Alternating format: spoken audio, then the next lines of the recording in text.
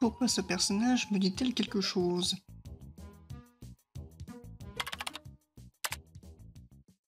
Évidemment!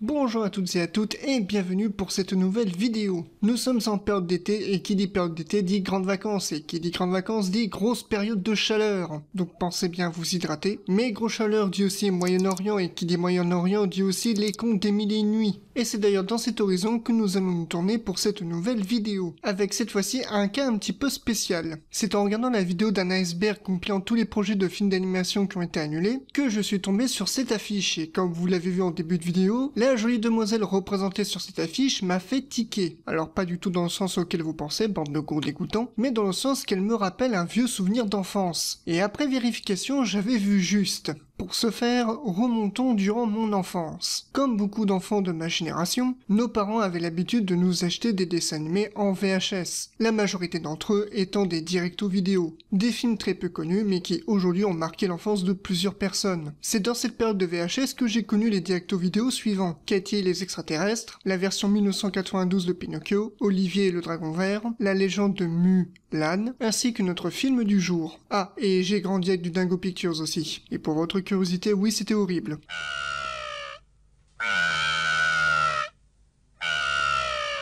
Et si pour la plupart d'entre eux ils sont disponibles sur internet, ce qui m'a permis d'en retrouver la majorité, sauf Olivier le Dragon Vert que je n'ai pu retrouver qu'en version originale, ce qui est une certaine tristesse pour moi, cela m'a permis également de faire d'autres découvertes. Sans vous faire papoter plus longtemps, lançons-nous dans notre film. La première chose qu'il faut que je clarifie cependant, l'histoire d'Ali Baba et les 40 voleurs a longtemps été associée à ceux des contes des mille et une nuits, alors que dans les faits il n'en fait initialement pas partie, tout comme Sindbad le marin et Aladdin et la lampe des merveilles. Pour comprendre, il faut revenir au tout début du XVIIIe siècle, lorsqu'un certain Antoine Galland, un orientaliste français et spécialiste de manuscrits anciens, se chargea de la traduction des contes des mille et une nuits. Durant sa traduction, il s'était aperçu qu'il existait des histoires complètement isolées, celles de Sindbad, Aladdin et Ali Baba. Il décide donc, durant la traduction, de les rajouter aux contes des mille et une nuits, également par manque d'origine par rapport à ces trois histoires. La conséquence étant que ces trois histoires sont aujourd'hui parmi les plus populaires, et qui, sans surprise, ont connu de multiples adaptations. Et quand je dis multiples adaptations, j'entends évidemment sur quasiment tous les supports existants, ce qui implique aussi les directo-vidéo. Voilà, la petite explication est terminée. Alors bien sûr, la première chose qu'il faut préciser, c'est que pour un directo-vidéo, il n'y a quasiment pas d'informations, ou du moins c'est complexe à en trouver, mais je vais tout de même faire de mon mieux. Ali Baba est un film d'animation d'origine italienne sorti courant l'année 1995 en directo-vidéo.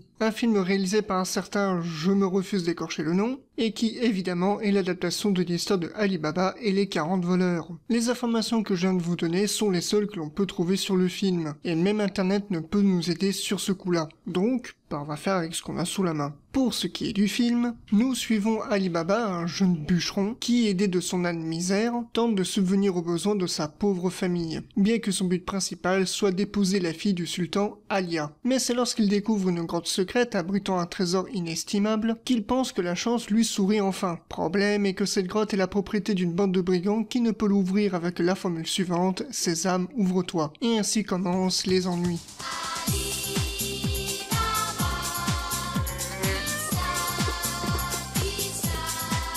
Je pourrais vous faire un résumé de tout le film, le problème c'est qu'il se passe beaucoup trop de choses. Essentiellement que le film bataille entre les brigands qui veulent récupérer leur or et Ali Baba et sa famille qui les dépensent à tout va. Concernant le métrage lui-même, c'est clairement pas de la grande qualité. Le visuel est assez pauvre, bien que l'animation soit plutôt potable, avec cependant plusieurs scènes et animations qui évidemment se répètent. Mais bon après, c'est ce que l'on attend d'un film d'animation à tout petit budget. Au revoir les 40 voleurs et bonjour juste une simple petite banque de brigands, avec le chef qui est littéralement Joe Dalton, ou un mélange avec Is No Good, c'est à vous de voir. Je soupçonnais même petit que c'était le même comédien de doublage alors que pas du tout. Néanmoins ils ont quand même fait un effort pour donner une personnalité et un design propre à chaque personnage, ce qui permet de vite les reconnaître. Cependant le long métrage adapte l'histoire d'origine avec beaucoup d'humour, retirant tous les passages un peu crus, ce qui fait que par moments cela devient un peu ennuyeux. Principalement puisque comme tout est tourné de façon très gaguesque, les enjeux nous paraissent moins importants, mais également que le métrage passe plus son temps à s'intéresser à des choses inutiles qu'à l'intrigue principale.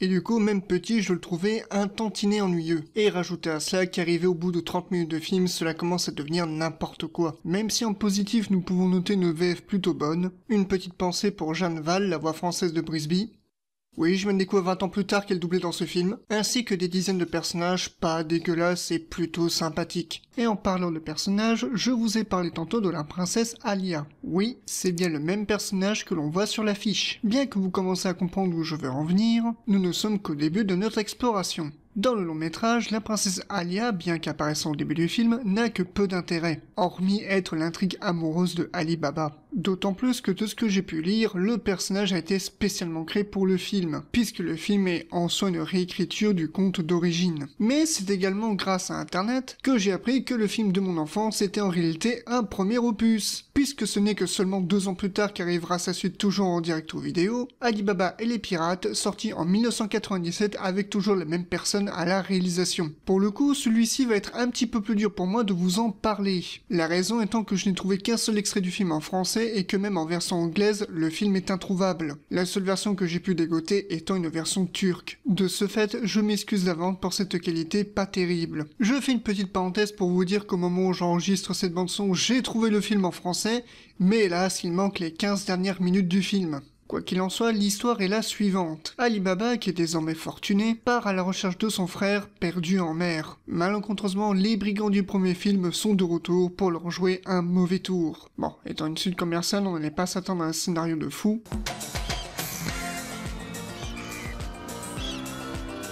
Dans son ensemble, le film est quasiment identique à son prédécesseur, bien qu'arborant un temps plus aventurier. Puisque chose surprenante, mais le métrage réussit là où Pico et Columbus a échoué. Et même si je trouve qu'il est un peu plus diversifié dans ce qu'il propose, il finit par hélas sombrer un petit peu dans le n'importe quoi, mais également de racisme, et que pour un film qui s'appelle Ali Baba et les pirates, bah y a pas du tout de pirates. Et même s'ils apparaissent juste 2 minutes dans le film, ils ne servent à rien. Donc déjà j'ai envie de crier remboursé, mais également que pour le coup c'est une histoire originale, puisqu'apparemment le premier film aurait bien marché, ou peut-être qu'il s'en fichait et voulait juste faire une suite, mais dans tous les cas, si le premier opus est facilement trouvable en français, pour cette suite, il y a très peu de chance. Évidemment, fort de ce potentiel, un troisième opus voit le jour, et c'est là qu'intervient notre affiche. Composée exactement de la même équipe, The Sunshine Princess sort en 1999. L'histoire de ce troisième opus est la suivante. Un terrible sorcier du nom de Kumaz veut épouser la princesse Alia pour retrouver sa jeunesse. Cette dernière refuse, tout simplement parce qu'elle est déjà mariée à Ali Baba, et jusqu'à ce qu'elle ait changé d'avis, le terrible sorcier la transforme en une enfant laide et grognon. Mais pas de panique, puisque pour retrouver sa beauté, elle devra compter sur son mari et son âne Misère. Depuis le début de cette vidéo, je n'arrête pas de vous expliquer qu'il m'est très difficile de vous donner la moindre information concernant les films. Eh bien, pour The Sunshine Princess, ça va être encore pire.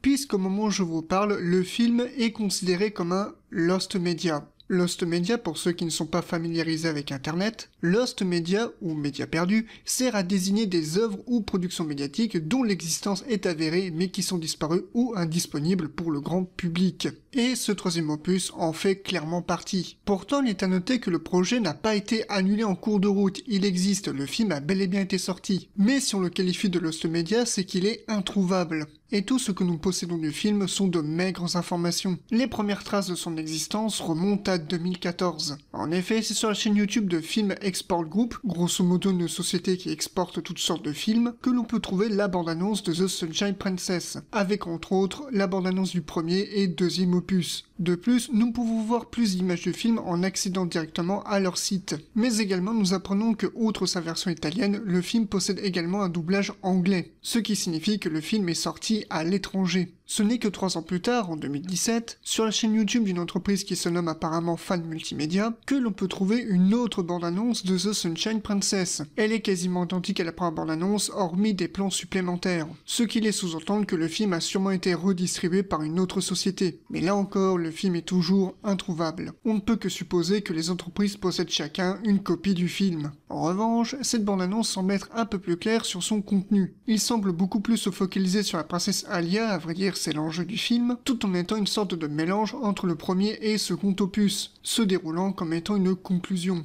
Bon, après, dans la bande-annonce, il y a quelques passages des 2 premiers films qui sont inclus, donc bon, à mon humble avis, et sans surprise, je pense que le film serait de la même qualité que les 2 premiers films. Et comme on peut constater qu'ils réutilisent les mêmes animations, on peut sentir qu'il y aura moins de budget pour celui-ci. Même si, et je ne saurais dire trop pourquoi, ce troisième opus semble avoir été réalisé en numérique, mais peut-être que je me gourre. Ma théorie personnelle serait que le film, de par de manque de budget, serait une sorte de mélange entre le premier et deuxième film avec cependant des animations qui diffèrent, et que peut-être dû à cela, le film a une distribution très limitée. Mais là aussi, impossible d'affirmer si c'est vrai ou non. Reste que je suis un minimum curieux à savoir le résultat du film, et que si un jour une âme charitable possédant une copie du film accepte de le partager sur YouTube, je la regarderai et peut-être en réaliserai une autre vidéo à part entière. Mais malheureusement, cela ne semble pas être pour tout de suite. Reste que dans tous les cas, il reste un infime espoir que l'on voit débarquer The Sunshine Princess sur YouTube.